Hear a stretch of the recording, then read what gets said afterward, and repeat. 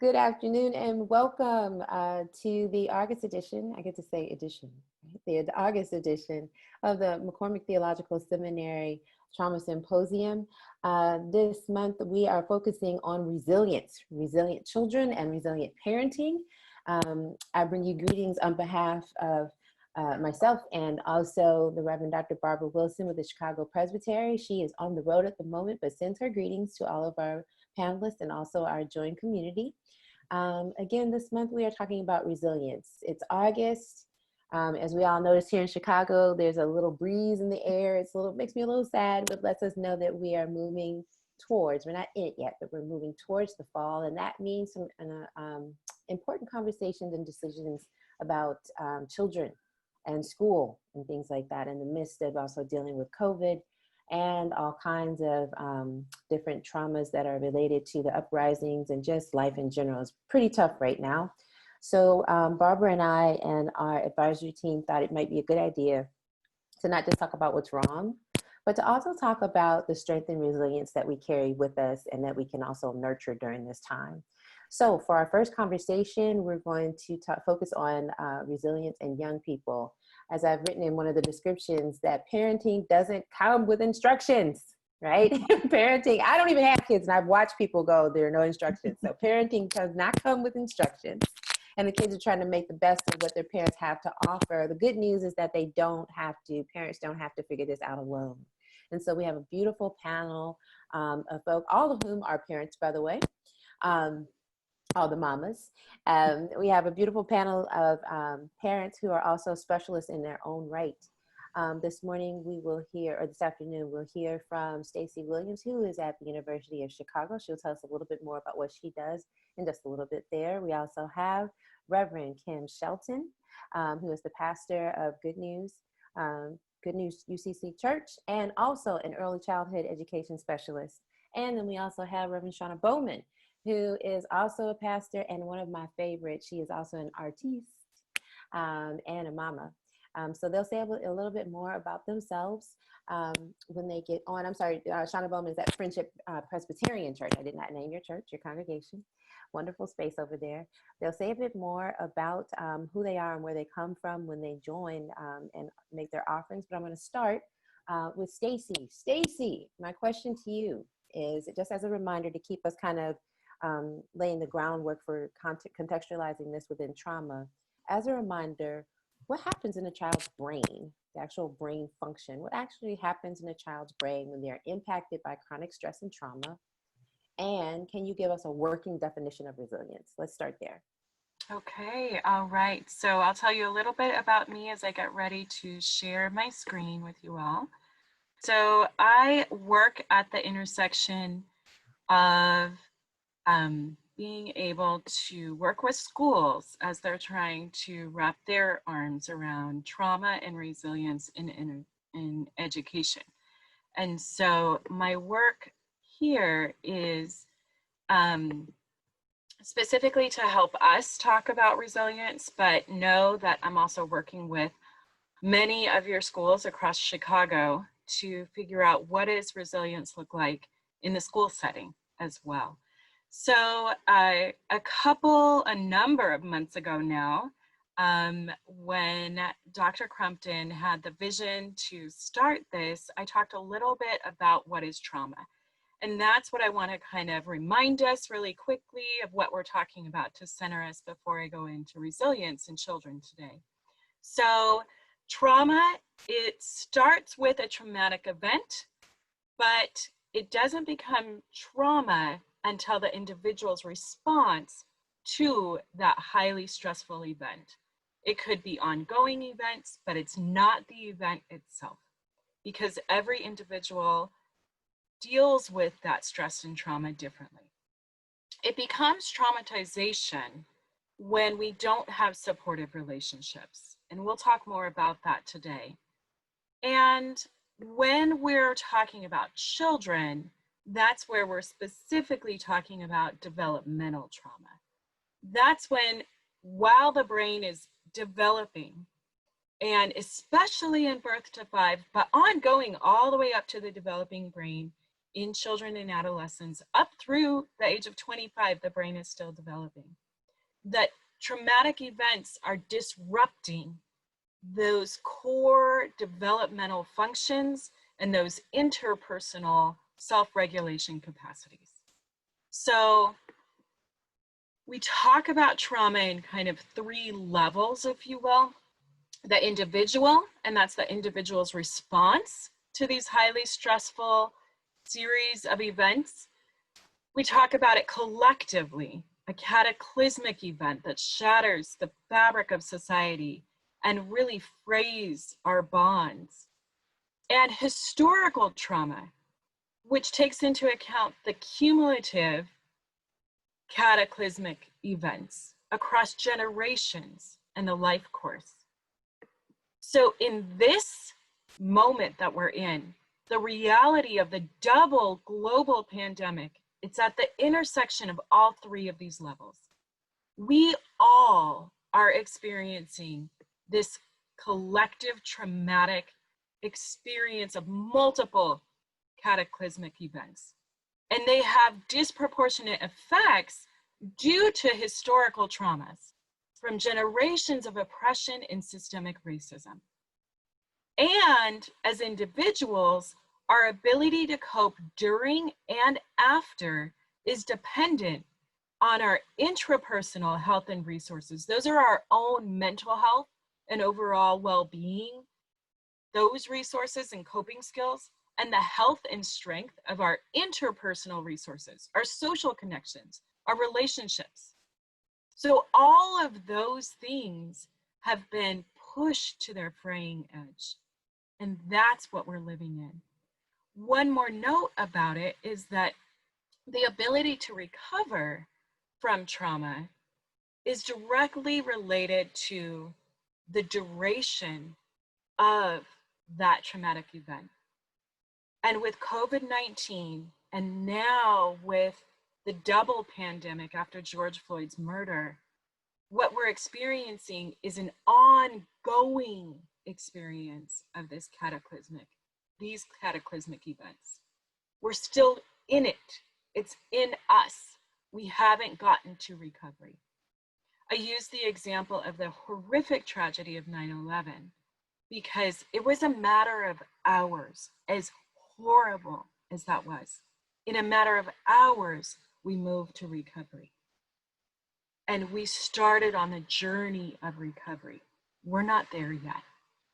So that's really important to recognize and understand. Today, we're going to be talking about developmental trauma. That's what we're talking about in children and youth.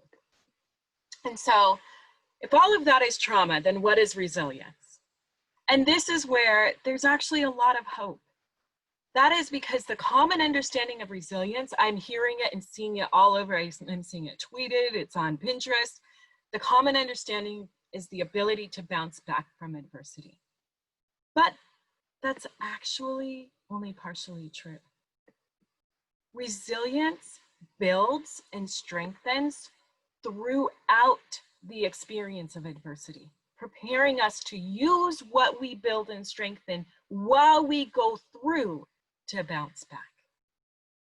That gives us a lot of hope and a lot to work with while we're still in the midst of swimming through this cataclysmic tide. And so as we are thinking about this for children and those children you may be serving or working with or parenting, it's really helpful to remember that resilience is not a fixed amount. Like, as in some have more and others have less. It's dependent on the resources and skills which can be increased and developed. Resilience is neuroplasticity in action. It's how we can change our brains. So that's what I want to share with you today, are kind of making some connections to how you can do that. There's 3 areas of the brain that are most affected by toxic stress and trauma. The prefrontal cortex, that's where you've heard this language a lot right now around executive functions. Logic, reasoning, processing, organizing. Organizing time is a big one that's really getting frayed right now. Language. The hippocampus. The hippocampus is where learning and memory, spatial recognition, moving short-term memories into long-term storage, that whole function is happening in the hippocampus. And then the amygdala. That's where we are detecting threat, where we are learning to read emotions. That's where it gets calmed when the threat leaves. But it's also where it connects sensory input to memory. So this is where sometimes traumatic memories get locked in this amygdala place, and they don't get the opportunity to move into getting logic and reason and processing. So we can't file them, they just get stuck as a trigger. So it's helpful to think about the effects of trauma in those areas. So those were the areas that get affected. What do those effects look like? Disorganized thinking. It shuts down the higher reasoning and the language structures. Literally, if you are having a traumatic response, you may not be able to hear or process simple instructions, even when the person's talking in front of you. It affects the hippocampus, and we see when there's ongoing exposure to trauma on the developing brain, it literally can shrink this part of the brain in size. But it'll limit the ability to balance the stress hormones. It'll limit learning and memory. And what happens in contrast to the hippocampus getting weakened and limited is the amygdala gets overstrong and overactive. So it becomes this detector of threat all the time, and we go into a hypervigilant state. And so it can trigger a really intense emotion that doesn't have the logic and reasoning to process. It's just an emotional reaction. The same regions of the brain are affected by stress and trauma in both children and adults, and the difference lies in the ways that it shows up behaviorally. So this is a slide, and you'll have these slides afterwards, so I won't read all of it, but the point is that in very young children, it may show up in them needing more emotional soothing and even seeming to regress developmentally.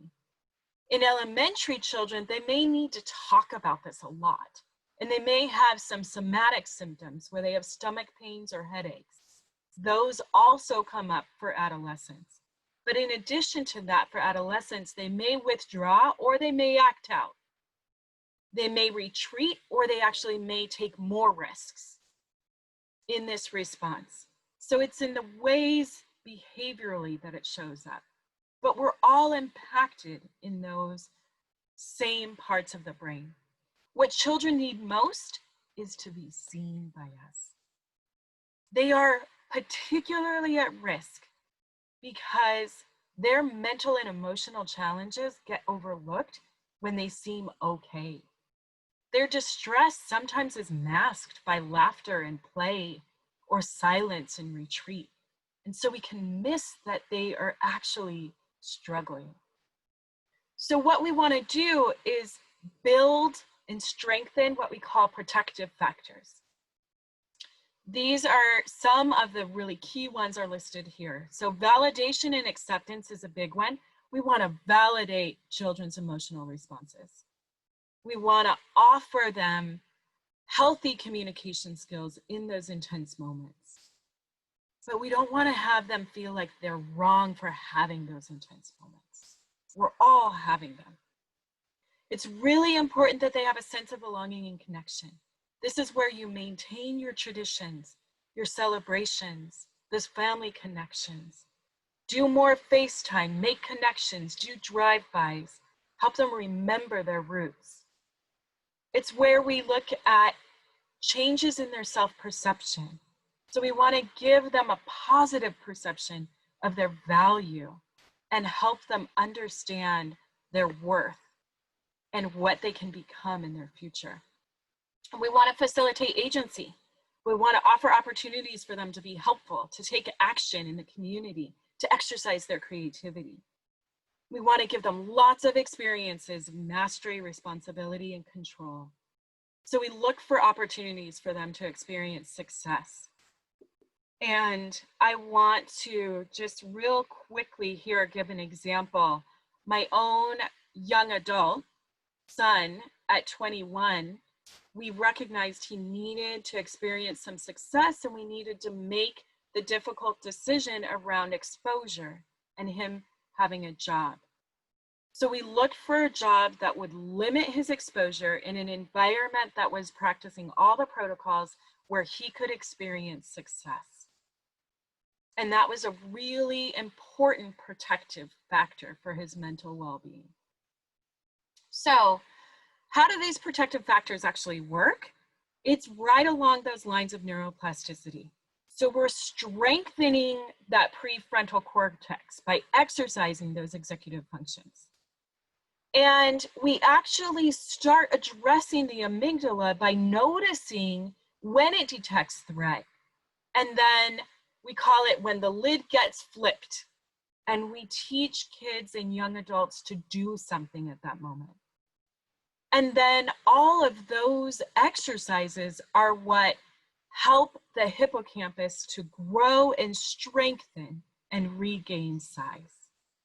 Mindfulness is one of those practices that brings the awareness to the present moment that youth and children can exercise daily. There's a lot of research around how children can access that and use that to change their brains. We also teach them. We want to teach them directly around the neurobiology of stress and trauma. I've offered you this really great hand model on Dan Siegel's work that helps kids really connect, and it uses the hand as the brain, and they flip the lid with the amygdala inside. We also teach students how to recognize their own signs and symptoms of their neurophysiological emotional reactions. For young children, I love the zones of regulation. It's color-coded, and you can quickly do check-ins with kiddos around what's your color today, and they can start to have this language to notice where they are. The wheel of emotions is really good for older children and youth, so you'll have those links as well. And then one thing I found that I really love is self-care plans for children and youth and guiding them through this. So here's a few examples of setting one up with a picture chart for children. Put it on the fridge and they can go point to what they might need, but you're bringing awareness that this is an experience that they can take some control around. This one down here in the bottom corner, Paige's self-care plan, is actually one that was a young adult that was going through an AmeriCorps program. So these are kind of spanning all of the developmental ages that I've talked about. The opportunity that lies in resilience is back to what I talked about in our first presentation. Strong, positive relationships buffer the effects of trauma. And there's some tremendous resources and information and research coming about every day more and more of how this is working. So I've offered those to you as well. So we want to tap into that potential healing power of positive, persistent, strong relationships because it's limitless and it's what can get us through this time. So you'll have these slides, and on these slides are several other resources, white papers. And one thing I just wanted to bring your attention to that I love that you can do right away is this Monterey Bay Aquarium jellyfish cam. I'm sharing it with everybody because you can zone out to the jellyfish for 30 seconds on your lunch break and get a boost to just re-energize your brain and body. So with that, I'll stop there. You're muted, Stephanie. Stacey, I have a quick question for you. Sure. This was amazing. Quick question. Can you define neuroplasticity? Yes, thanks for that. Actually, that's the ability for our brains to change. So oftentimes we think that we just kind of have what we have, skills or intelligence, but that's not true. We can grow and change our brains. We can rewire the connections. One of the awesome stories I actually read with my son when he was in, I think we read it in 4th grade, is Phineas Gage. And it was from the 1800s, a man who actually had a hole blown through his head from a blast in a mine that he went on to live 27 more years with and learned how to rewire his brain to function and to continue to work. He maintained his position as a foreman in the mines. And so we can change our brains. That's what neuroplasticity is. Nice. And we can do it all the way through our lives. That's what, and I appreciate your definition of resilience, that it is not just what you brought with you before the traumatic event, but there are practices and skills, there are things you are developing along the process of surviving right here and right now. So, because I think there's sometimes kind of this, I know for me, there's kind of this question of, well, does resilience mean there was something that I had before it happened? And what if I didn't have it? Can I get it? But you're letting us know that's not how this works. That's not how it works. We can get what we need right now. Nice, nice. Thank you, Stacy. Thank you so much. Kim, I got a couple of questions for you. The first thing that I want to know is that, we're talking about this kind of developmental moment where kids are adjusting and getting what they need at the same time as they're trying to survive and be new. But what we recognize is like the first day of school could be a terror, right? You walk in, you don't know anybody, or you're looking at this screen, you don't know these people, there's a lot of change that's happening while they're also just trying to fit in, right? Can you talk about age-appropriate strategies to help children recognize their strengths and ways for them to express their joy, and strategies that parents can teach them about asking for help? Yeah, for sure. First, thanks, Stacy. Gave us a good spectrum to just kind of work through. And so going through the definition of the ability to bounce back, right? And so not only are we going through pandemic, we also have some changes of how we practice life, right? So, and the question of reopening schools, not reopening school, remote, hybrid. And so all of this resilience. And so we found in March, when the schools closed down, we saw resilience, right? Right off the back, as the children had to figure out, as parents had to figure out, how are we going to homeschool our kids? One, technology. Two, access to internet. Three, if I'm a parent working at home, I have my computer to work through. Now I got to share time with my child and how they're going to do that. And so they figured out a way after the first month. They figured out a way to adjust schedules, to figure out, even at work, hey, I got calls from 9 to 10, teacher, can you do it from 11 to 12? So people begin to have these conversations. And so when we talk about resilience and strategies for that, what is the way of thinking?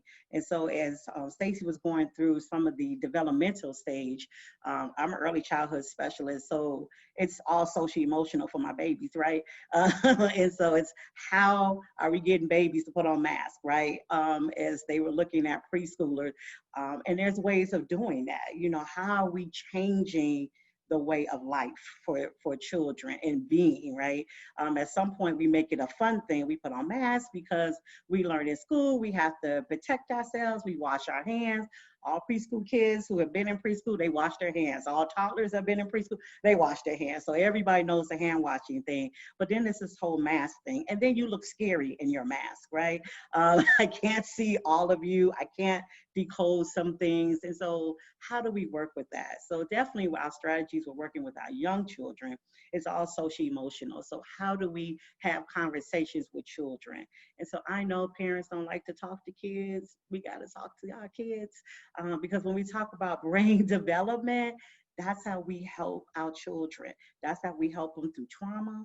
That's how we help them become resilient. We got to have these conversations. And so we begin to talk about things. And so we're talking about, we're going to school, it's going to look different. We're going to have to wear these masks that we've been wearing for the last 6 months. You're going to take that into school. I know you and Johnny and Jessica and Marty and LaQuisha are really best friends. I'm gonna have to watch the hugging a little bit, right? And so we begin to have these conversations. Teachers are having them. When they walk in the classroom, there's a change. All of a sudden, we're not sitting 10 to a table, we're sitting 4 to a table. And so we don't have a class of 20, we have a class of 10. And so we began to have these conversations with children to talk about the changes. So that would help begin with some of the brain development. They begin to process information. There's a pandemic, and because of the pandemic, we have to make some changes. They already seen the changes because we're wearing masks, we're washing hands, we can't go places where we used to go. So they've already seen some changes. And so walking into school environments, wherever you are in the world, some places are having kids go back. We've seen them in the news and we're all looking like, oh God, that's Corona all over the place. And then there's places that in Chicago, we're like, we're not going back yet. And so whatever place and space you are relating to the reopening of schools is the conversation we have about children, about being safe, right? So those are our protective factors and adaptive factors that we give children versus the risk factors. If we don't do this, this is what happens, right? And so we begin to share these adaptive and protective factors with children, and the conversations that we have. Know that you're gonna feel uneasy. I'm sure you're not gonna like this. And so we talk about those emotions and feelings that they're gonna have throughout this process. Because children have emotions and feelings, yes, they do. And so sometimes they don't have the words for it, but then they begin to have the action for it, right? The behavior actions. And so when you see changes of behavior, something is happening. And so we begin to have conversations. We notice changes of behavior, what's going on, and then begin to have the conversation. Because as we all move through this pandemic, I don't think we sat and asked the kids, how you doing? Because we as adults are trying to figure out how we doing, as well as through protests. We as adults are trying to figure out our rage, our issues. And so we haven't had a chance to look at our little ones and say, hey, how y'all doing? Are y'all okay? Or just get to pick a sign and let's protest, And so we didn't have some of these conversations with kids. And so we're teaching these adaptive factors without having conversations in order for them to process. And so when we talk about brain development, we got to allow processes. And so we got to have these conversations to trigger brain processing. And even as Stacy had mentioned, the trauma that comes up, right? Because this has probably been traumatic to some people, because some people are in houses that are risk factors, right? I had to stay in the house as a risk factor. And so they had to become resilient. How I'm gonna live in this house with all these risks, right?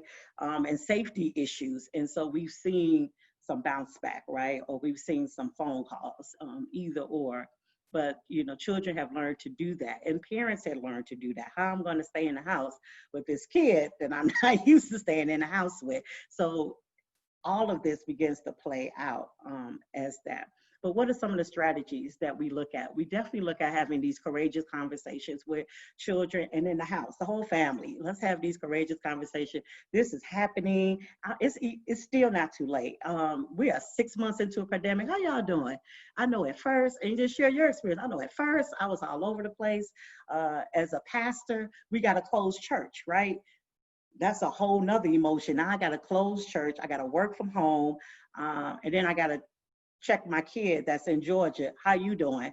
And y'all not shutting down. Don't you step outside. So it's like all these circles that we have to tend to, and our whole ecological system that we have to tend to ourselves, our communities, our families. And so how do we tend to all of that in the middle of this? But we all seem to be resilient. So when we have courageous conversations, we talk about what's happening. We help build some self-regulation, some self-control. Like, what do we do when we feel this way? How do we act this out? How do we process this? What's our whole psychological, sociological meaning behind all of this? And then how do we help problem solve? So what are we going to do now? The word is changing. We're not sure how it's going to be. So what are we going to do now? How do we problem solve? How do we make it work? I think when people got stuck at home, there was a lot of problem solving because we had to figure out how to be. I'm not used to being with you for 10 hours a day, for 24 hours a day. I don't think we're made to be with each other more than 8 hours a day. And now I'm with you 24/7. And I find out I don't really like you. And so now we figure out how to work through that, right? And so I think a lot of that is problem solving. The other piece is like, how do we mobilize our faith traditions, our culture traditions, And then this whole thing of hope. When the pandemic came out, it was extremely scary. It was scary for many people, and many people have lost loved ones in the midst of that. And so how do we bounce back from that? Grief looks different when I can't go to a funeral, when I can't go hug my family. And kids are wondering what happened to grandma. And nobody wants to talk about it because we couldn't see grandma be buried. So it just looks so different. Even when we bring up grief in the midst of all of that, it looks so different. And so we talk about our faith traditions. We definitely talk about our cultural traditions and how they begin to play out and be resilient in the midst of that. So some of those strategies is really just having conversations and problem solving and being supportive in the midst of that, because some people just don't know what all of this emotions is, so they're just gonna say it. They're not gonna filter it, they're just gonna say it, and we gotta be okay, and our feelings can't be hurt, because people just gotta say it, because there's so much happening right there. So much brain development and processing and trauma. This has triggered so much trauma in people that they didn't know they had.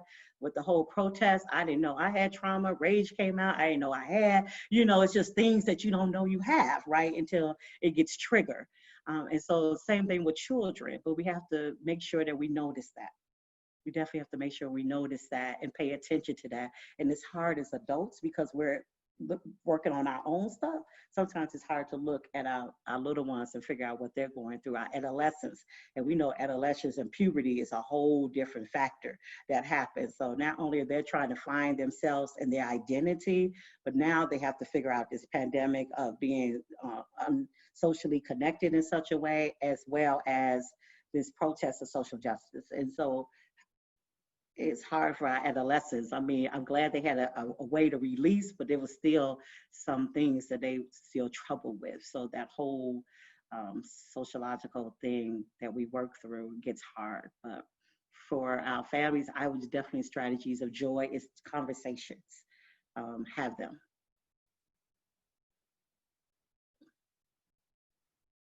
Kim, that was so powerful. I wrote down a few things, the importance of courageous conversations. And so we hear about courageous conversations all the time, but I'm also thinking about what you kept emphasizing is that conversation, that engagement actually activates brain development, right? The importance of talking to young people, that the actual conversation, inviting them into the conversation actually is a strategy. It's not just like, the after school special, talk to your parent kind of thing, but it really is supporting brain development.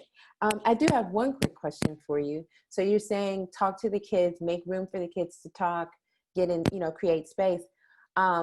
What can a parent do? Like you said, stuff just comes up and out, right? How can a parent help a child be okay? First of all, how can they help themselves be okay when they hear something that the child said about them that they didn't want to hear? A, right? Like, hi, but I meant for you to talk, but not like that, right? So there's that. But then also for the child, how do you help children find their words? They may be feeling a lot, and because of what Stacey explained around how traumatic events form memories, they may not actually have the words. Are there strategies to help them find the words or find the expression? Because maybe it's not words, maybe it's something visual. How do we help them find modalities to express themselves as a strategy for resilience? Yeah, good question. I think it's allowing the child to express themselves the way they express themselves. If it's through poetry, through song, through conversation, through literature, however way they use their language, whatever their language is, to begin to understand that. And as parents, we have to just woosah, calm down, and just listen, right? And not project the whole thing of called active listening, right? That whole new move that they're doing. But we're not so quick to respond, but really just quick to listen to what they're saying and struggling to say. And so we have to provide a safe place for that, right? As parents, we have to provide this safe place. So when we say we're going to have a conversation, it's going to be safe for you to express with the way you need to express. So when we say that, parents, we got to honor that and just cringe when they say it, and figure out our own selves. Because there's been, especially if you have adult children, they come back to you, even adolescents, they come and tell you some things about you that you don't want to hear, but that's their way of expressing. So let's not see it as an attack, but it's a way of them expressing. So we have to see or understand things differently in a different perspective, right? So we say, I need you to come and talk to me about whatever is troubling you. We have to be ready for whatever the answer is and to brace ourselves for whatever it is. And so we have to be patient with ourselves and honor the space that our children are in. And we too need to find a place to honor the space that we're in, right? So you got to call somebody, a friend, a therapist,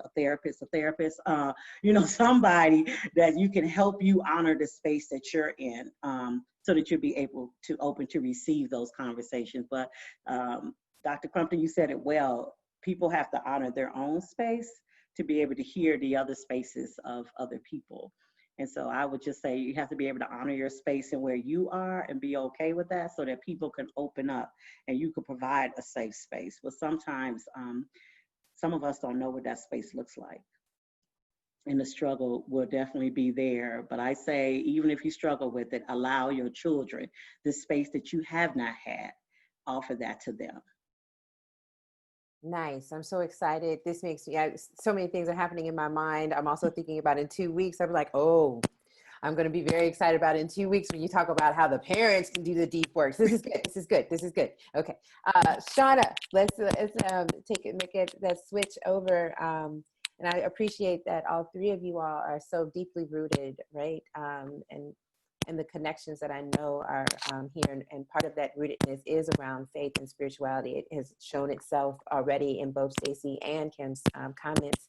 But to be more focused on those comments, we want to move over to you, Shauna, and ask, so how do we talk with kids about who they are becoming in terms of their resilience? Because maybe they had a sense of who they are, but this time is changing all of us. Right. And they're already on a daily change thing, because developmentally, that's what you do when you're a kid. You grow every single day. Right. But this is a little bit, this has another element to it. Right. And so can you talk about talking with kids about who they're becoming and the role of their faith in that becoming? Sure. I want to start talking about that by grounding us in a biblical story.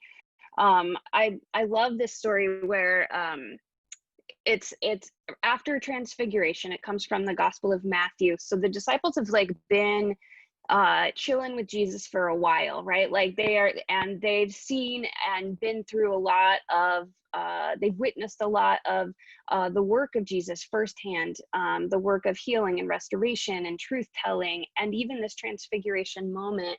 And then in Matthew 18, the disciples come with this question of who's the greatest in the kingdom, right? We're looking for some answers here, Jesus. We've seen some things, maybe we're even starting to get a little worried about where this is headed. You've made some predictions that sound pretty traumatic to us, and we are making plans. We're making provisions. We want to know the future and our place. These are the adults in the story, right? Then Jesus says, hey, you kiddo, come on over here, which means that kiddos were there, right? That kiddos who are often invisibilized in our text and in our stories because we don't stop and do what Stacy and Kim has invited us to do, which is to see and to hear and to make known their whole bodies and stories. But they're here, right? There's enough kiddos hanging around with Jesus that he can literally be like, hey, you, come over here for a second. And so I just want us to imagine this beautiful image of Jesus holding this kid who he's familiar enough with, right? To bring into the circle and to hold in his lap. And he says, truly, I tell you, unless you change and become like this child, like children, you will never enter the kingdom of heaven. Whoever becomes humble like this child is the greatest in the kingdom of heaven. Whoever welcomes one such child as this in my name welcomes me. And so Jesus does this beautiful moment of centering this child But the way that Jesus centers the child is not simply to meet the needs of the child, which is obviously really important, right? And Jesus doesn't center the child while simultaneously diminishing the child. In fact, Jesus centers the child and says, you want a model for what we're about here? Here's the model. This child, right, has capacities that you've maybe forgotten about. This child has wonder that maybe you have left behind somewhere. This child has curiosity. This child has wisdom. This child has humility, in the sense that this child knows that it's not done growing yet, right? Because it's a kiddo. So it's intimately aware of that elasticity that Stacy's talking about. And I love that Jesus offers us this model, because it reminds us that when we are traversing these conversations about how to accompany and care for and resource and love on and create restorative spaces for our kids, that we don't contain all of the resources that we're just pouring into empty vessels, right? Like, I hate that image that has haunted us in education spaces and in academia. Our children are not empty vessels. They're called and claimed and known and full human beings, and that's affirmed for us in this text. And I love that story as a starting place for thinking about how are we navigating this traumatic time and our lives as a whole in relationship to one another, and how do we honor and value the wisdom and the resiliency that kids are bringing and building along the way, coming alongside them for sure. We have, as adults, all the power in most of our relationships with kiddos, which means we have to think about how we're distributing and caring for resources for them. But I do think if we center them and also remember that they know an awful lot about their own selves and their own stories, and that's like the starting point, right? I love this book by Lib Caldwell, who is a mentor of mine and was on faculty at McCormick, and it's called Making a Home for Faith. And she talks about in it that children often have questions that leave us speechless. And she talks about it in this book, primarily around the questions they have about faith or spirituality or God, that often sort of leave us as parents unnerved. But in this time, I think that we, as parents of kids of all ages, we're coming up against questions that we don't have easy and ready answers for. And sometimes those are linked to questions of faith and spirituality, in terms of like what's happening in the world, who is God, even tipping into like what's good and bad, and why are people suffering, right? These really big questions that we're asking, and our kiddos may be coming with us. And one of the things that Lib says is stay, right? It's so tempting as parents, if we don't feel like we know, or that we've solved for something, or that we have an answer, or that we're an expert in the field of something, that we can't be in conversation with our kids. And so our impulse is to say, like, maybe you could go ask the pastor about that, or maybe you could go ask your teacher about that, right? And Lib encourages us as parents to stay in that conversation, and to keep asking questions, to get underneath the questions, and to be willing to give what answers we do have, right? And to be willing also to say, I don't know, but let's find out together, or let's do a discovery process together. So that again, what Stacy named earlier about needing to really see and hear and be present, not to who we think is right in front of us, but to like listen for who really is. And I think our kiddos can sometimes really, really shock and surprise us with their depth of noticing and questions, but also their depths of wisdom and compassion, and really have some things to teach us back around that. And the only other thing I wanted to say about that is, as people of faith, like bringing it sort of particularly into the realm as a pastor, as a church leader, or as a person for whom my faith identity is equally important to me as my parenting identity, or others, that I think in this pandemic time, and you even mentioned, Kim, that we had to close our church buildings and move our people online, and that one of the things that has been really revealing, I think, is if we are creating faith communities that are resources and tools for people when the best and the hardest things happen in their lives, then our work has never been more important than it is right now. And if we have found ourselves in church spaces or institutional spaces sort of cut off from the world because we aren't physically present with people, it might be worth asking ourselves, like, how do we move into a place where we are part of the resource and we are part of the community of care? If we're finding that we are not interconnected in ways that we are both accessing and being accessed, that might bring some pretty hard conversations up for us as the church, but that I think we have a responsibility to address, because we have this rich, vibrant, beautiful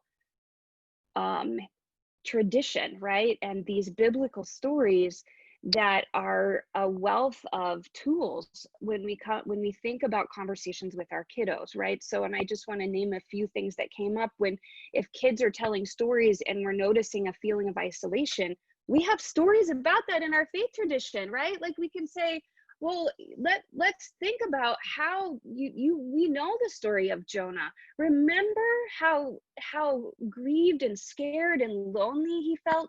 Remember how grumpy he was. Like, we can go to that story, right? If we find this need for a sense of comfort or lament, we have these beautiful psalms. The Runaway Bunny is the 139th psalm, right? Like, wherever you go, I'll be there. And it's so that our stories are these containers that provide comfort and reassurance, but also can do that job of validating feelings, right? Like, our biblical ancestors were fearful and they felt afraid at times, and there's room for that. And how do we bring alongside these faith stories as tools that build resilience and that remind our kiddos that they are loved and that they belong and that they are part of something much more vastly connectional than maybe we sometimes imagine. Shauna, so much to chew on, so very much to chew on. I do want to back up for a second, and I want to ask, it feels scary to me, and that's probably why I want to ask it. So COVID is not going anywhere, right, at the moment, and it's peaking in some places. So I want to ask the scary question: how do we talk about death with our children in ways that that deal squarely with what death is, but that also still supports their resilience as they face the increase? This is not, as Stacy said, that this is a different kind of thing. This is not a one and done. This is a long-term traumatic collective experience that we're having. How do we, and so it's one thing if one person died and they died, or these group of people died then, but people continue to die. How do we talk to our young people squarely about death in a way that also supports their resilience? Yeah, I would definitely look to our colleagues here to chime in on this, because I think there's a developmental, sort of at the scale of how we talk about things and what we have the capacity to sort of take in and comprehend. And so I think that we can't say like all kiddos, right? Like not just age wise, but really, how kiddos come to us with different frameworks. But I will say that I think one thing is to take time to see what their questions are, right? Like sometimes I think we rush to help kids understand something, and that might not even be the question that they're wrestling most with, right? Or they might be working out the big hard question that you're naming, but they're but they need to deal with it on the micro, right? So they might be wrestling with the loss of a pet in the middle of a pandemic, right? And so how do we deal with the loss of a pet and honor that loss? And part of that is, I think, stopping to find out from our kiddos, like, what are your actual questions? What is coming up for you in these moments? So that then we can respond developmentally appropriately, but also so that we've checked in on what the question even is, what the fear is, or what they're trying to wrap their heads around. If I could jump in real quick with that as well, Shauna, thanks both Kim and just amazing work, both of you. I really appreciate it. But to that point about find out what they know, because they're being exposed and they're listening, they're watching us. They know so much more than we might even realize. So definitely start with a question. I have just a funny story about that. My daughter was 6. Another parent had thought that a group of little girls that she was with had been exposed to some really advanced sexual content and information. So I sat down with her over a meal and said, is there anything that you just have questions about? Kind of holding my breath of what was going to come at me. And she said, yes, Mom, what does the tooth fairy eat? I was like, oh, okay, I can handle that question. And so you do want to find out developmentally what's spinning around in their heads first. So start with asking and listening. And that goes back to that seeing them and creating time and space to sit down and listen. I would just add for the little ones, books, literature. So when we want to have tough conversations, we say it, we get a book and then we read the book and then allow the questions to flow from that sometimes, and see, kind of what they're thinking of. So we use a lot of literature to help out, because they get nicely fuzzy, and then we can move from that. But it gives them an opportunity to think about it and process it, and then the questions come that we can begin to answer it.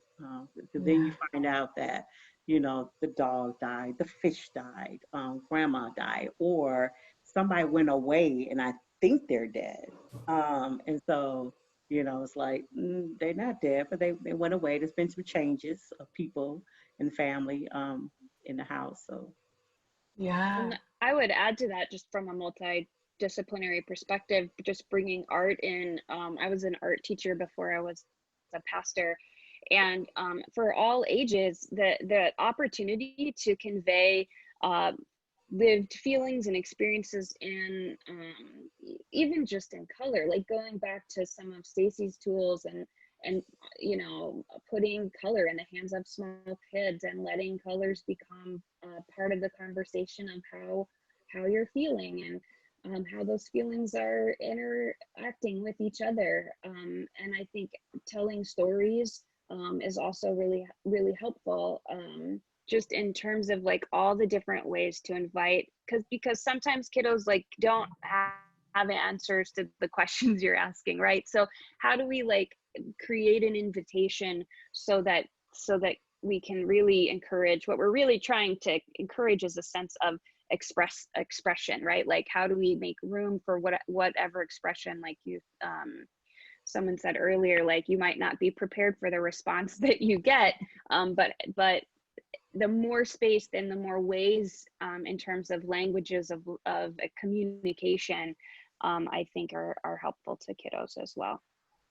This is really helpful. We've got and alongside, or kind of moving alongside this topic, we've got an important comment, a difficult one, but one that is not to be avoided. A comment that came in through the chat, where one of our participants wrote, a grandmother, asked what they should say to the request from her grandson when asked what he wanted for his birthday. When they asked him what he wanted for his birthday, he said he wanted someone to bring his dad back. Apparently the little boy is 9 years old and had apparently committed suicide in May. So I want to ask, Stacy, I want you to take a kind of a technical swing, and I'd love to also hear from Shauna and Kim and Shauna as a follow-up. kind of, first of all, how to talk about that particular trauma, right? Suicide is a particular kind of trauma, and kind of processing it. So if we could start with Stacy, and then we'll roll into Kim and Shauna. Yeah, so I actually want to share my screen, and I also see a comment, thank you, from Julio from Puerto Rico. Thank you. Hi to Puerto Rico. And that was that we want to make sure that it is developmentally appropriate. And suicide is a really big, a much bigger concept than a 9-year-old may have the capacity to wrap their minds around. But understanding that the finality of death and understanding big feelings and missing feelings is not. That's something that they can grasp. And I had an opportunity, so I'm actually going to share my screen real quick while I keep talking, because I actually was introduced to this young author. This is a 14-year-old girl who has published this book from losing her mom. And it does a fabulous job of talking about big feelings and being able to bring some language around what do I do around big feelings. And she talks about some of those care strategies. Sometimes I take a nap, or I check if I need to eat something. I talk to my mom, I color, I draw. And it's just done a really great job. And she's a Black young woman who is struggling with all of what we're struggling right in the midst of the pandemic. So I've included that resource as well in my list of resources. I quickly grabbed that.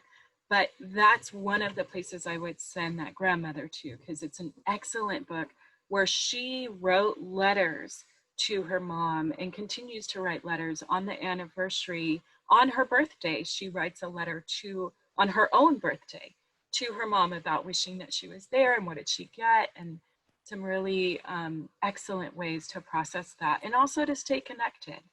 And so that's important too. Well, Stacy, your book said everything I was going to suggest, so get the book to write letters. I highly recommend it. And she's a phenomenal, amazing young woman who's working on another book around the pandemic. And but suicide, it's a hard topic, but I think begin to ask the questions again. How do you feel about that? What do you think about that? And then some struggles that adults have sometimes that we're not able to work things out. And sometimes, these things happen as part of our death. Death is always a hard conversation to talk to kids because the whole understanding of what that looks like, and death in so many intervals and in so many developmental ages. That's why I would say do the books, because they help do some of the work for you, and then you could take it out from there, or paint. But when you got young children and you got adolescents, they begin to get it a little bit. So the ones in the middle, so that 9-year-old, the ones in the middle probably struggle the most with that. But just to kind of have this conversation about how that person is feeling and what he's thinking about that. And like you said, that death is kind of inevitable, that it's infinite, but it's hard when you see movies and shows that people die and get resurrected, right? When you talked about a resurrected Christ, when you talk about Lazarus, and a couple of people have been resurrected, why can't my daddy be resurrected, right? Like, what's the qualifications for resurrection, right? And so it's those type of conversations that are kind of rough to have. But I really would just say, just talking, just see what his questions are and kind of do the best we can to answer. And it's okay to say, I don't have the answer to that. It's really okay to say that I don't have the answer to that. Pray about it, talk to God about it, and see if God will answer that for you, because we don't have the answers. And some of us don't do well talking about death. And I'm sure the grandmother is struggling with the death, if it's her son, or whoever that is struggling with the death as well. So just ask the questions and see where the child is, and then some books that would do it. And almost everything the book said. Write letters, talk to them. That's always what I tell people. Write letters to whoever died. Talk to them in your prayers. Things like that. So there's some kind of connection till it's no longer needed like that. I would also add real quick, sorry, Shauna, real quick. I was just going to say, ask for help. Don't be afraid to ask for help and to reach out. I wanted to add to, again, like not the answer that you were probably expecting, right, from a question about a birthday, right? Like, and so to affirm like this kiddo's courage to come with that is the truest answer in this moment for him, right? And so for him to have the courage to say this hard thing out loud, that what I really want more than anything for my birthday is my dad, right? And that's so raw and it's so honest. And so how do we affirm? I think part of building these tools of resiliency in the middle of traumatic experiences is affirming the courageous steps we do take and that we see in each other. And so to be able to say like, wow, what courage that took to have that answer, and then to follow up with all of these pieces that are being offered, but even just the affirmation that's because I think we shy from hard conversations, and we are sometimes caught off guard by deep and hard questions, or comments or answers in this case. We flounder a little bit in even naming that, right? Like just telling the truth, being transparent. I didn't see that coming. But you are amazing me right now. Tell me more about why that's on that. Like you're thinking about your dad a lot. How can we make him present in the best way we can for your birthday? How can we celebrate his life the same day we celebrate your birth? And tie those things together and make that intrinsically part of our celebration, so that this isn't a story that we try to put away and have a birthday party, right? Like, let's tell the truth about what is happening, and our shared experience and our shared grief and our shared celebration of this person's life. Awesome. So there are questions that are coming into the chat, which is awesome. So I'm gonna give us a second to break away, and then we're gonna come back to the chat. My quick question is kind of, as we're talking, I'm hearing a lot around the conversation and around acknowledgement. My question to you is, can you all talk about some of the rituals, right? Some that may be a part of our faith tradition, as well as some that we might need to make up on the spot, that nurture resilience, that nurture identity, first of all, because young people are changing every day, right? So rituals that nurture their sense of identity and also their resilience.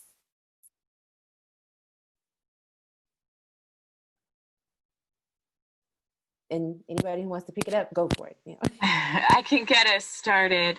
I highly recommend writing and creative expression. So like a journal or a place, and letting children know it's not something that they have to do in any sort of form, right? But it's something that they get to do. So if they feel like drawing, if they feel like writing, if they want to do poems, if they want to write songs, but having this place that is theirs to get their feelings out in a way can be very liberating and very honoring of their self-expression in that way. And I just met with a young person who I've been mentoring for a number of years now, who let me know she started her gratitude journal when we first met, and I talked about it when I met her in 6th grade. She's going off to college, and she was talking about how turning back to that during this time was really powerful for her. And so gratitude journals, expressive writing where they're writing letters to themselves about how they're feeling can be really powerful. But I've seen journaling being a very powerful tool. Journaling, nice.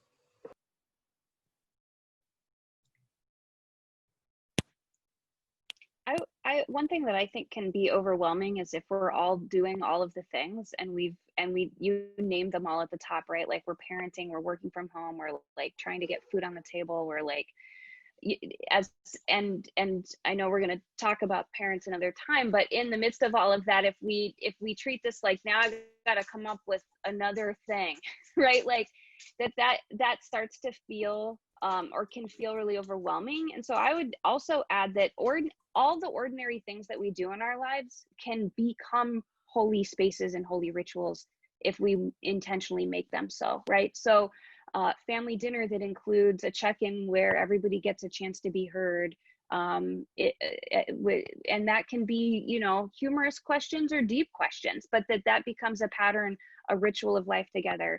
Adding a moment of quiet mindfulness or meditation when we brush our teeth, right? Like, or you know, playing a piece of music that that is meaningful to our whole family, or listening to the music from one another. Like, one of the things that's happened in this time of closeness, at least, so there are 5 people living in my household of adults and young adults and youth, and we are on top of each other, right? And so that means we get to experience what we listen to and what we're reading, and some of us are reading the same books, and some of us are, you know, listening to music that maybe wouldn't be in our own playlists. And we've added some like strange rituals. We do something we call COVID gym class, where we all do a core workout in the middle of the day at some point when we have time.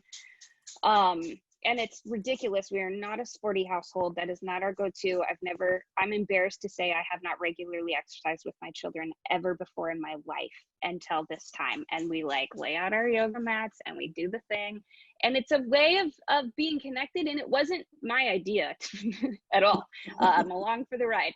But it has turned into a ritual, right? That how do we create these moments of not normalcy in terms of like escapism, but touch points, right? And they can be really ordinary. I think sometimes I think we get overwhelmed by the word ritual unless we're super right. You know, and it doesn't have to be, you know, something that's big or grand. It can be very simple.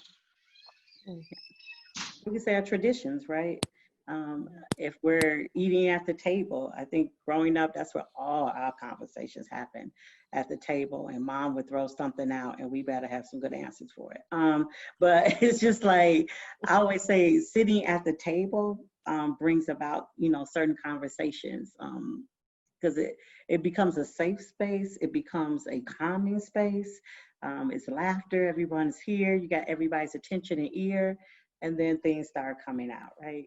But just the opportunity for people to be authentic and whoever they are, whatever they are, but just provide the space, however way we do it. And then how do we make that space available all the time?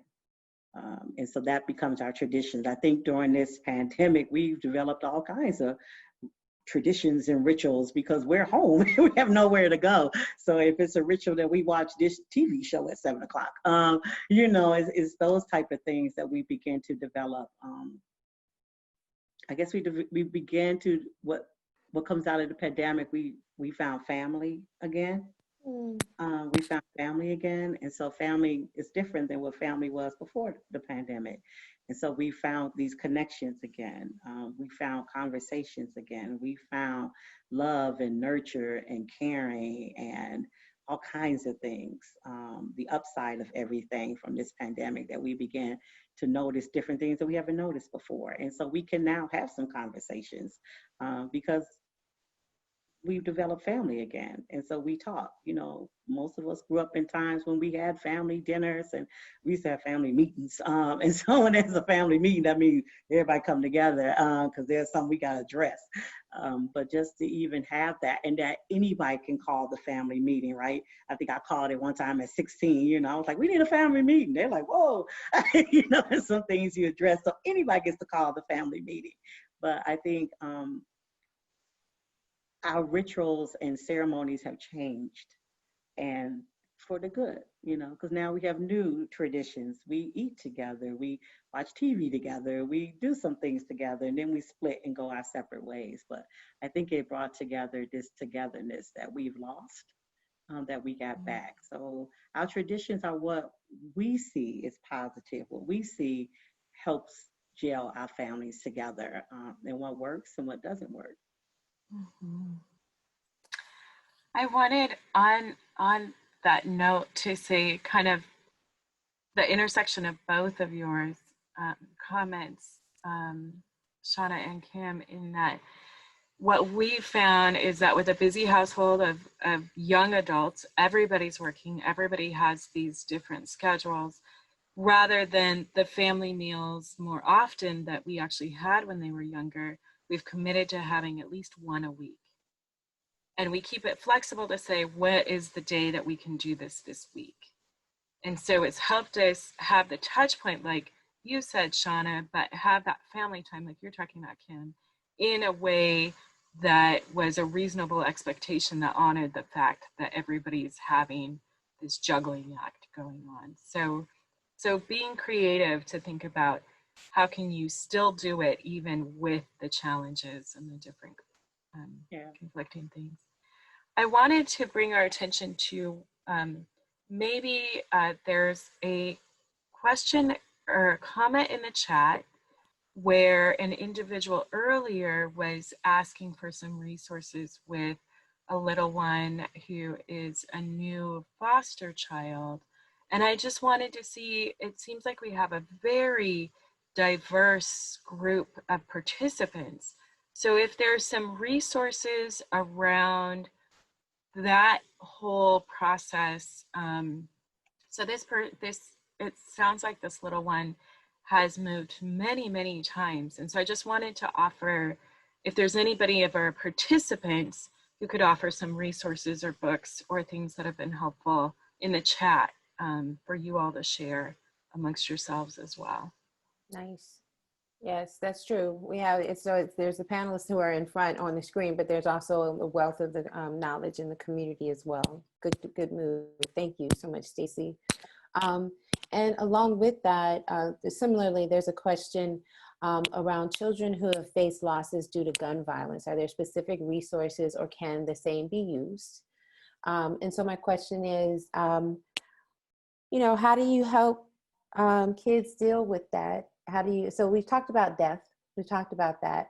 Gun violence is a particular kind of death, right? Just like every death is particular, let me just say that. But in Chicago, where we've had generations, because this is where we're located, and thank God we have, Merle is actually in the islands, right? In Chicago, we've had generation upon generation that has seen gun violence, right? How do we nurture hope as part of resilience and like the determination to live? Because you got to think about this. There are children who grow up in communities and in families that every generation has known a loss due to gun violence, right? Or every generation, everybody has on that block has lost someone to gun violence. And so there's a way in which that reality sets up a block that can be disruptive of resilience. But so my question is, how do you nurture a vision of hope and determination to live while facing generational loss? Because we're asking these kids we're trying to support the parents and supporting the kids and being resilient, but there's still this kind of like slow going pressure that is gun violence that has been relentless for generations. So just kind of wanted to get into that a little bit.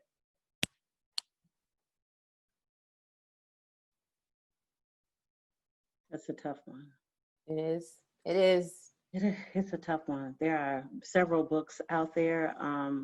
I would just say go to your nearest library, because there are tons of books out there. I don't have one particular one because there's tons. And also I'm looking at cultural community traditions, so books and things like that. So I would say definitely go to your local library, so they can, spearhead you to a book that will meet where you are. Because there's a lot of books out there that talks about violence, anger, community violence. There's a lot in there for all ages for children. So I would definitely say, I'm looking at an exhaustive list of 100. So I would say definitely go to your library to get that those resources. How do we talk about gun violence? I worked on the west side of Chicago at one time, and it was a community that was a lot of violence. Worked in Inglewood community with a lot of violence. And for me, not from those communities, what I see is violence as trauma and horror. They don't see that. Because I'm not from that community. So I see it differently than what some people see and experience. Even when I look on the news and there's a shooting in the neighborhood, well, I'm traumatized. You get different responses from people.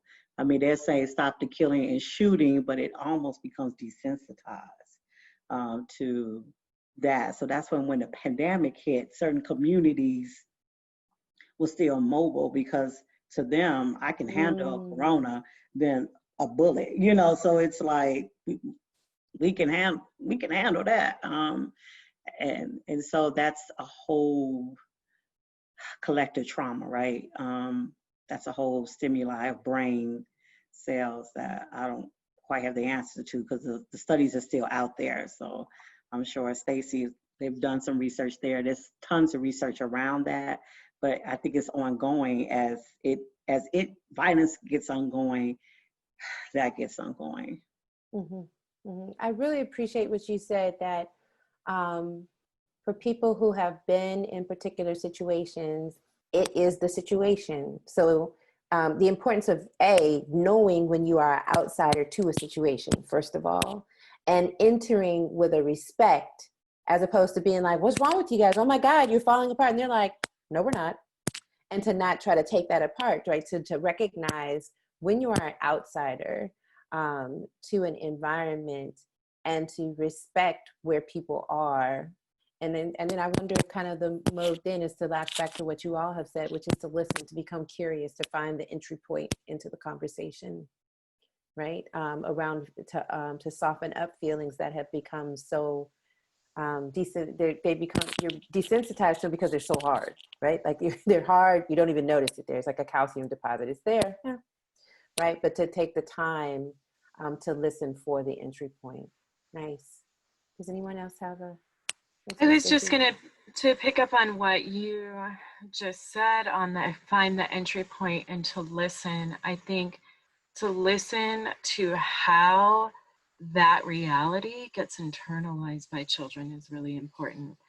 What comes to mind is a fourth grader who was a gunshot victim himself at school, needing his wound to be tended to on his lunch break, told me, well, I shouldn't have gone outside. My mama always tells me not to play outside. Now that's a whole presentation by itself on the reality that we have to tell children in some communities that children cannot play outside because it risks their life. That's how he internalized that he was at fault for getting shot. That's where the work of resilience needs to come in, to say, no, this wasn't your fault. Children should be free to play outside. Outside is not the problem. You are not the problem. This violent act interrupted your safe place, but it's outside of you. That's where we have to do that work. And so placing it, that is a really important shift you made, that it's outside of you, not just it's not your fault, but you're actually placing the problem and the challenge and the onus, the responsibility is outside of who they are. And I love that you said it interrupted your safe space, right? Saying that, and you even said that outside is not the problem.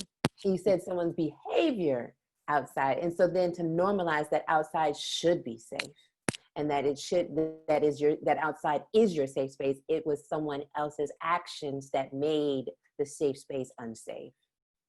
Nice language. It's really, really helpful. Really, really good. You all have been entirely amazing.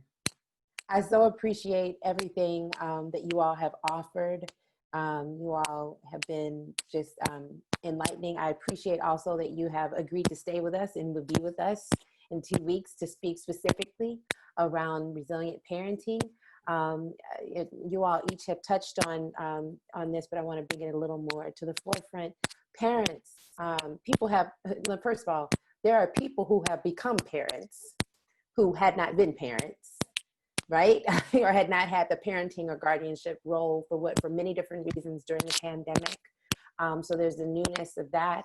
There's also that there are parents who had a particular way of parenting and a particular way of running their household, and all of that has been disrupted.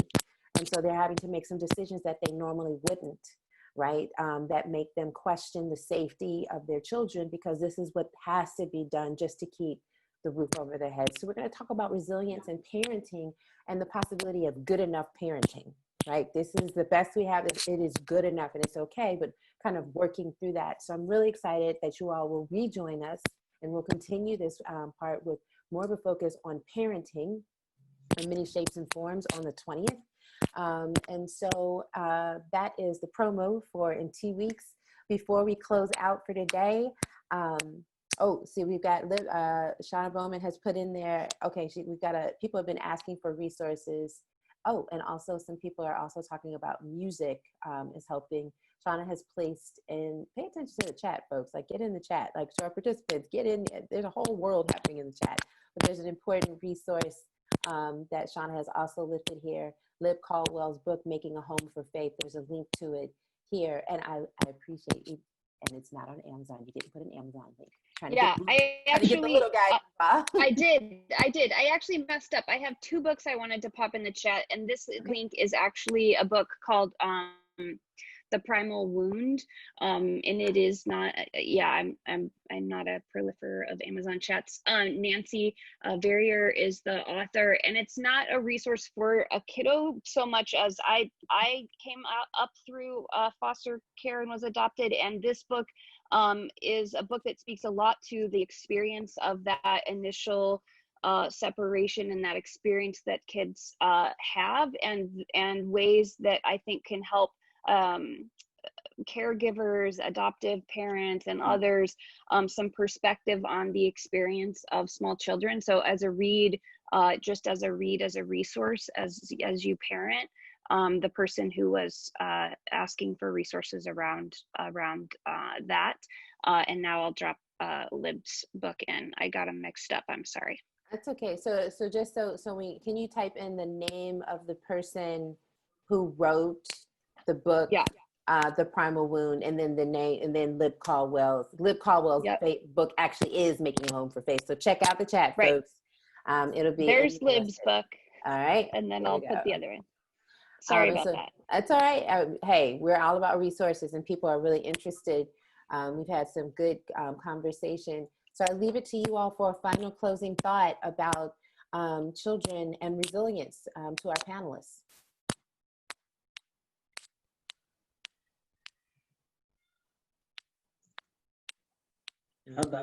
Okay. Resilience, bounce back, right? The ability to be able to bounce back through tragedy, but it's also a process in the bouncing, right? So we don't just first learn how to dribble the ball, we learn the technique of dribbling the ball. And so again, it's the process that we're open to have these conversations and resilience. And because I think sometimes we just see children just snap back because they have this innate ability to be resilient, but not in all things and everything. So we just need to be mindful of that because they do have this resilient powers as children, because we come in as children, but they can't snap back on everything. There are some things that they're going to be cultivated through. And then as adults, take care of ourselves so that we could take care of our children. Thank you. So true. I would borrow a quote I've seen a lot of: trauma is real, but connections heal. Just really invest in those connections, those relationships for yourself, just as Kim said, because you need those for yourself and for your children. Be present, be connected, really strengthen. That's what heals trauma. Nice. Final word, Shauna? Yeah, I would just really echo the things that we've already said, and I think that for me it does come back to the validation piece, that the starting place has to be that we really see one another, and that includes our kiddos, and that we make space for what it is that they're bringing, and understand that because they're kiddos, it changes minute to minute, right? And so and again, like, we can almost like not talk about one without the other, but how are we caring for our own selves so that we can show up, right, and be present for what is coming up in ways that we may or may not anticipate for our kiddos. So Thank you so much. Thank you also to our gathered community. You all have been a steady presence with us since April. We appreciate you. We hope you'll continue to spread the word about what's happening with the Trauma Symposium. Special thanks also to our partners, the Chicago Presbytery, Reverend Barbara Wilson. Thank you to each and every one of the panelists. I am also very grateful to be able to call them friends and colleagues. I appreciate them coming through and being excellent. We will see everyone again on the 20th. Take care and be well.